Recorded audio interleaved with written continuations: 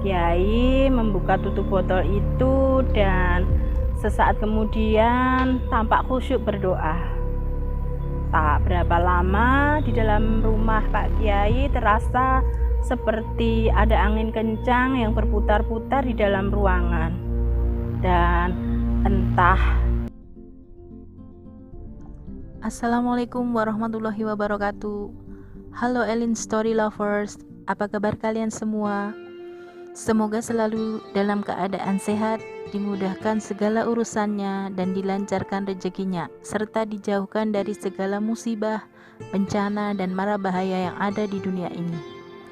Sebelum kita lanjut ke dalam story, jangan lupa subscribe, like, komen, dan share. Dan aktifkan tombol loncengnya agar kalian tidak ketinggalan dengan story-story yang terbaru. Open Diary.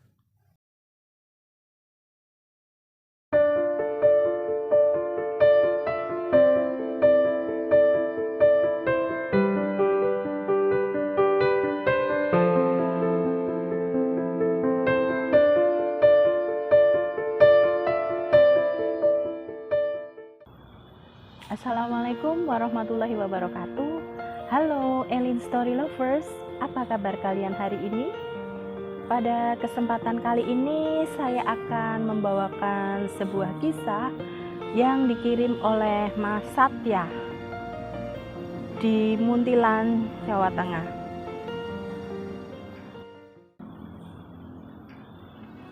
Sebut saja namaku Satya.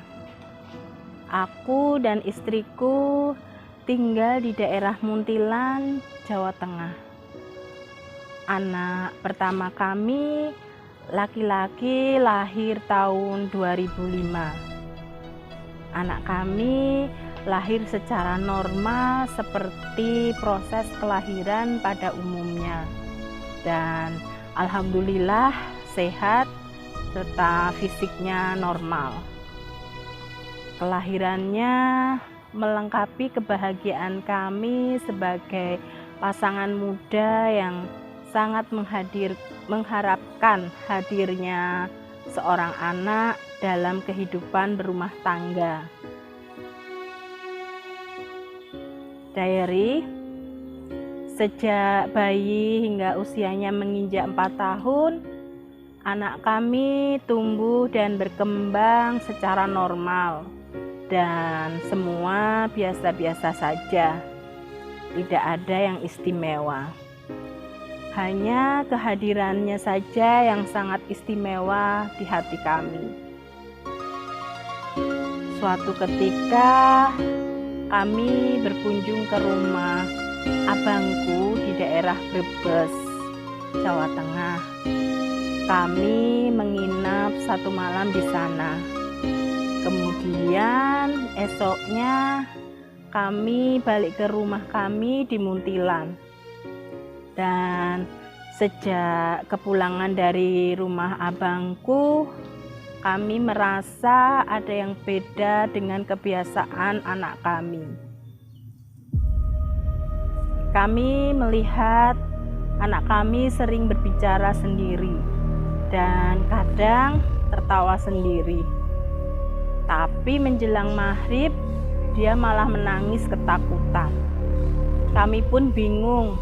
Saat kami tanya, dia hanya menunjuk, itu serem, sambil memeluk tubuh istriku. Diary, akhirnya kami putuskan untuk konsultasi ke seorang kiai di daerah kami. Kami jelaskan bahwa keadaan yang terjadi pada anak kami.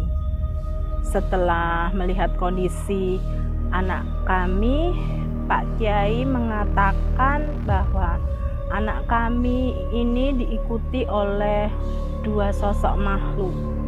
Yang satu berwujud anak perempuan kecil, rambutnya panjang dan anaknya cantik serta baik. Dia sering main dan ngobrol sama anak kalian ini. Makanya kadang ia terlihat seperti berbicara sendiri dan tertawa sendiri. Padahal dia memang sedang bermain dengan sosok anak perempuan itu. Dan yang satunya adalah sosok yang menyeramkan dan sifatnya jahat. Kalau sosok yang menyeramkan itu datang, maka sosok anak perempuan kecil itu akan pergi menjauh dari anak kalian. Sosok menyeramkan ini biasanya datang saat jelang maghrib, kata Pak Kiai tersebut. Terus bagaimana dengan anak kami, Pak Kiai? Tanyaku lagi. Nanti sosok yang menyeramkan itu akan saya jauhkan dari anak kalian. Saya tidak boleh membunuh sosok tersebut. Bagaimanapun dia adalah makhluk Allah. Saya tidak akan berhak menghilangkan nyawanya. Sosok itu akan saya tangkap dan saya masukkan ke dalam botol. Nanti kalian cari sungai besar yang arusnya lumayan deras dan kalian larung botol tersebut di sungai, jawab Pak Kiai. Kemudian Pak Kiai tersebut masuk ke dalam kamar dan tidak berapa lama kemudian dia sudah keluar dengan membawa sebuah botol kecil. Beliau minta kami untuk tenang sejenak. Pak Kiai membuka tutup botol itu dan sesaat kemudian tampak khusyuk berdoa. Tak berapa lama di dalam rumah Pak Kiai terasa seperti ada angin kencang yang berputar-putar di dalam ruangan. Dan entah bagaimana angin tersebut hilang seiring Pak Kiai mengarahkan genggaman tangan kanannya ke arah botol tersebut dan segera menutupnya. Sepulang dari sini nanti kalian segera larung botol ini di sungai, kata Pak Kiai. Terus bagaimana dengan sosok anak perempuan kecil itu, Pak Kiai? Dan apa yang sebenarnya terjadi pada anak kami? Bagaimana dia bisa bicara dengan makhluk yang berwujud anak perempuan kecil itu? Tanya istriku. Ini mungkin sudah takdir anak ibu dan bisa juga dianggap jalan rezeki anak ini kelak. Mata batin anak ini terbuka secara alami. Dia bisa melihat makhluk-makhluk halus yang tidak bisa dilihat oleh mata orang biasa pada umumnya. Sosok anak perempuan kecil itu sifatnya baik, jadi tidak perlu kita usir. Bisa jadi dia nanti akan banyak membantu anak ibu, jawab Pak Kiai tersebut. Diary, kami pun pamit dan segera mencari sungai besar yang airnya mengalir cukup deras. Kami sudah tentukan sungainya karena di sekitar daerah Muntilan ada beberapa sungai besar yang arusnya cukup deras.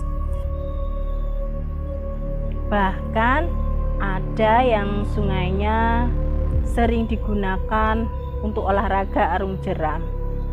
Setelah sampai di tepi sungai, dengan mengucap bismillah, botol itu kami larung.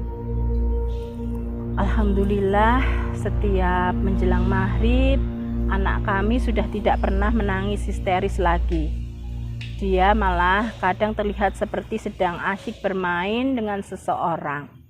Mungkin itu adalah sosok anak perempuan kecil. Entah karena belum terbiasa atau memang karena usianya yang masih kecil, setiap kami ajak jalan atau berbelanja di toko, kadang anak kami minta digendong dan menyembunyikan wajahnya di punggungku. Dia seperti ketakutan. Dan setelah sampai di rumah, Dia baru mau menceritakan bahwa saat di toko melihat makhluk yang menyeramkan. Hal seperti itu seringkali terjadi dan kami pun paham dengan kondisinya. Kami baru akan menanyainya setelah sampai di rumah. Diary. Dan setelah anak kami besar, dia mungkin sudah terbiasa melihat makhluk gaib yang beraneka ragam wujudnya. Terkadang dia hanya mengalihkan pandangannya saja jika melihat makhluk menyeramkan. Dan setelah memiliki adik, anak sulungku pun terlihat lebih bahagia karena di rumah ada teman bermain yang bukan dari kalangan makhluk astral.